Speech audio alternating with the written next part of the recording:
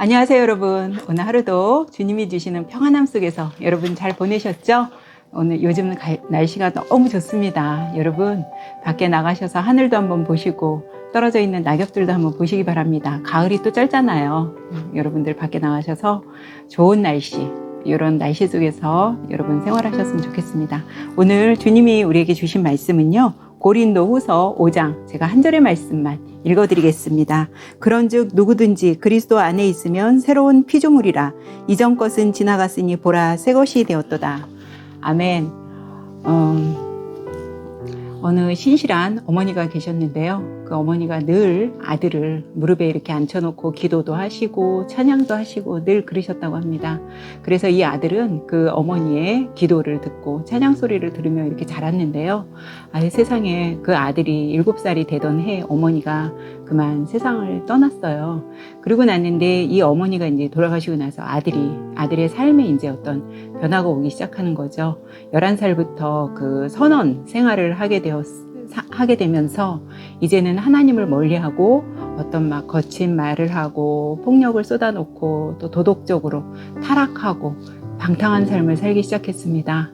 그리고 때로는 무신론에 빠져서 하나님이 안 계시다고 하고 하나님을 모독하고 모든 세상 죄를 이렇게 지으면서 이제 살아가던 청년이 있었는데요. 이 청년이 이제 나중에는 어떤 일까지 하냐면 아주 잔인하게 노예들을 사고 파는 그런 상인의 일까지도 합니다.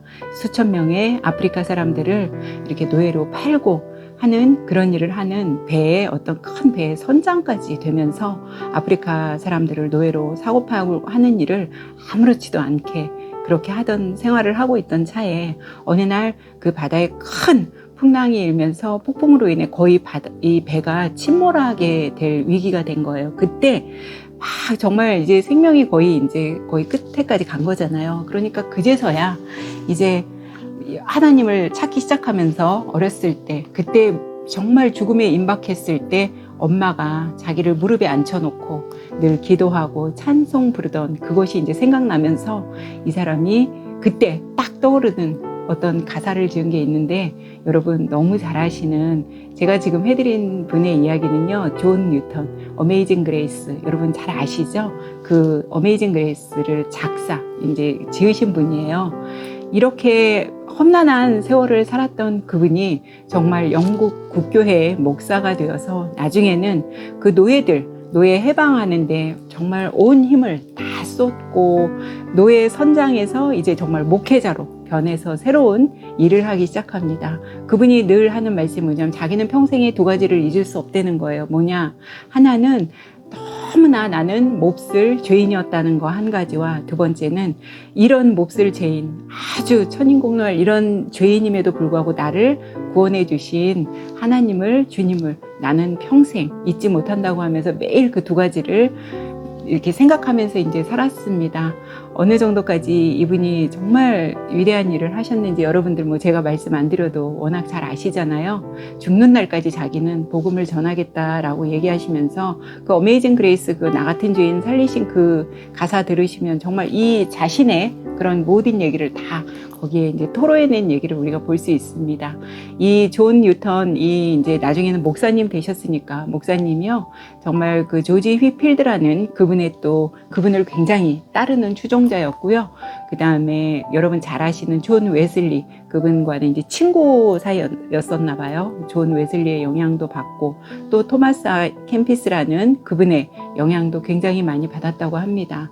이 분의 그 존 뉴턴 이 목사님을 또 이렇게 실제로 영화한 게 있잖아요. 옛날에 프리덤이라고, 여러분 한번 나중에라도 한번 찾아서 보시기 바랍니다. 저도 그걸 보고 굉장히 감동을 받았었어요. 그 안에서 유명한 그 존 뉴턴 그분이 하시는 대화 가운데 이런 글이 떠올라요. 뭐냐면 아이들이 막 이렇게 울잖아요. 그러면 장난감을, 그냥 아이들이 때를 쓰고 울 때 장난감을 하나 쥐어주면 아이들의 울음은 그치지만 어떠한 장난감을 주고 어떠한 새로운 것을 줘도 아이의 울음이 그치지 않을 때가 있다고 하는데, 그때는 언제냐면 배고플 때라는 거죠. 배고플 때는 어떠한 장난감이나 새로운 걸 줘도 이 아이의 울음은 그칠 수가 없다고 합니다. 그것처럼 자기는 그 엄마의 젖을 빨듯이 그 말씀에 계속 깊이 말씀을 빨아들이고 강구하고 그런 삶을 자기는 살겠노라고 그렇게 합니다. 그래서 여러분 아시는 대로 이 어메이징 그레이스라는 이 노래는 뭐 전 세계적으로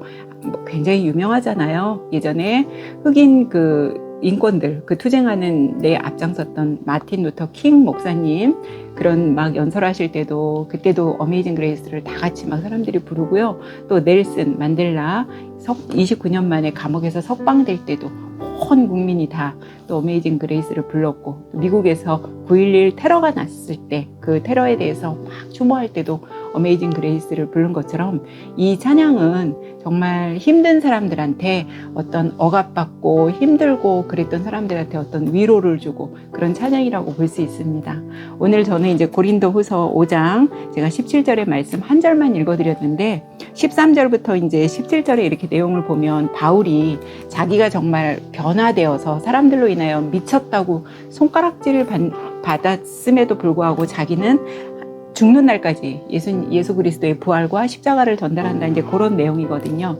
여러분들은, 우리는 세상 사람과 많이 이제 교회로 가서 새로 이제 주님을 영접하고 이러면 우리가 새 사람이 되었다고 하잖아요. 그럼 우리는 도대체, 저는 이제 그런 생각을 해봤습니다. 우리는 세상 사람과 무엇이 그렇게 다르고 우리는 뭐가 그렇게 변화가 됐을까요? 여러분들 각자가 주님을 만나고 나서 나의 변화된 삶은 무엇이고 내가 세상 사람과 다른 건 무엇일까? 보면 바울이 이제 변화돼서 그 주변의 친구들이나 바울을 알던 모든 사람들이 바울을 향해서 미쳤다고 손가락질하고 미친 사람이라고 했는데, 우리도 때로 주변에 보면 크리스찬으로 되고 나서 사람들의 어떤 그 손가락질, 저 사람 너무 변한 거 아니야?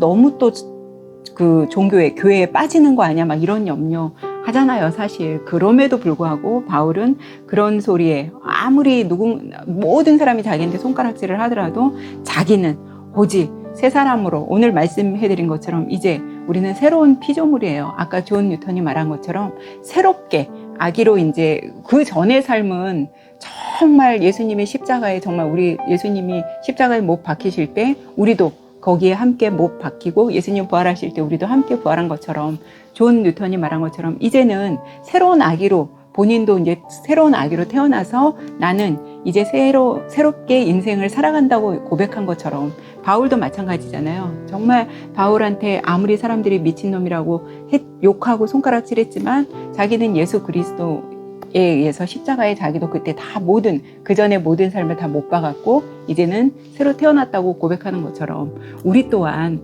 그렇게 우리의 입술로 고백해야 되지 않을까 싶습니다. 오늘 여기 보면 15절에 보면 그가 모든 사람을 대신하여 죽으심은 살아있는 자들로 하여금 다시는 그들 자신을 위하여 살지 않고 오직 그들을 대신하여 죽었다가 다시 살아나신 이를 위하여 살게 하려 함이라 그랬거든요. 여기서 보면은 우리 개역개정 성경에는 굉장히 번역이 잘 되어 있는데요. 때로는 영어 성경에 보면 대신하여를 이제 for 이런 단어를 쓰잖아요. 근데 우리를 위해서라고 하면 이 번역이 틀립니다. 우리를 대신하여. 그러니까 우리도 예수님과 함께 십자가에 못 박혀야 되는데 우리 대신에 예수님이 십자가에 못 박히신 거잖아요. 그래서 우리를 대신하여 예수님이 십자가에 못 박히신 것처럼 우리도 이제는 새 사람으로 옷 입었으니까 우리도 예수님을 대신하여 우리도 그 삶을 살아야 되는 게 마땅하죠. 여러분, 오늘 이 존 뉴턴의 어메이징 그레이스 이 밤에요. 여러분 그 곡 다시 한번 요새는 유튜브나 어디에서든지 우리가 누르면 들을 수 있잖아요. 어메이징 그레이스 한번 들어보시면서 이런 이런 삶을 사셨구나. 존 뉴턴을 한번 생각해보고, 또 오늘 본문에 주어진 고린도후서의 말씀, 고린도후서를 기록한 바울을 한번 생각해 보시면서, 저는 이제 끝으로 탕자가 생각이 났습니다. 정말 인생 바뀐 사람 중에 성경에 또 뽑으라 그러면 우리 누가복음 15장에 탕자 얘기를 빼놓을 수가 없죠. 탕자는 정말 허랑방탕한 그런 생활을 다 하고도 자기가 그냥 아버지한테, 돌아가시지도 않은 아버지한테 유산을 받아다가 정말 다 방탕하게 생활을 하고 돌아왔음에도 그 아버지가 어떻게 했어요? 아직 탕자가 집 앞으로 가까이 오지도 않고 아직도 오려면 먼 저 길에서요, 아버지가 그 탕자를 향해서 막 달려가시잖아요. 여러분, 그 아버지가 탕자를 향해서 왜 그렇게 달려가셨을까요? 그건 왜 그랬냐면 그때 당시 고대 근동에서는요, 누가 봐도 그 탕자는 돌에 맞아 죽어 마땅한 사람이었단 말이에요. 아버지가 돌아가시기 전에도 전에 자기가 그 유산을 가지고 다 떠났기 때문에 그 동네 사람으로부터 다 손가락질 받고 아주 몹쓸 자식으로 이제 낙인이 돼 있는 사람이에요. 그런데 그 아버지가 여러분 왜 달려가셨는지 아세요? 이 탕자가 마을에 도착했을 때 마을 사람들이 만약에 먼저 그 탕자를 봤다면 그 탕자를 돌로 죽여도요, 아무런 해가 없던 그런 시대였기 때문에 아버지는 마을 사람들 누가 자기 아들, 둘째 아들 먼저 볼까봐 아버지가 그걸 감싸주기 위해서 아직도 저기 멀리 있는 탕자를 향해서 아버지가 달려가신 겁니다. 거기서 말씀하신 아버지는 우리 하나님 아버지를 말하는 거겠죠.